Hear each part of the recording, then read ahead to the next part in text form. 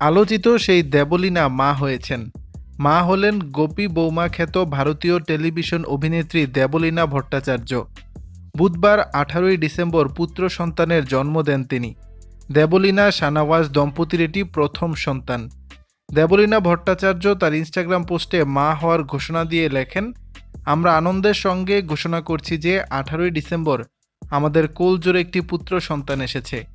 2022 সালের ডিসেম্বরে নিজের জিম ট্রেইনার শাহনওয়াজ শেখের সঙ্গে বিবাহ বন্ধনে আবদ্ধ হন দেবলীনা।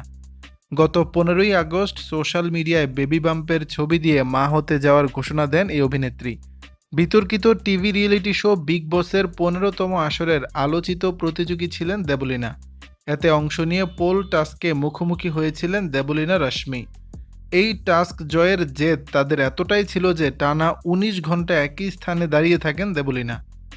পরিস্থিতি এমন অবস্থায় পৌঁছায় যে নিজের প্যান্টে প্রস্রাব করে দেন দেবলীনা। তবুও হাল ছাড়েননি আসামের এই বাঙালি অভিনেত্রী। কিন্তু সেই টাস্কই কাল হয় দেবলীনার, কারণ তার পায়ের নার্ভ মারাত্মক ক্ষতিগ্রস্ত হয়।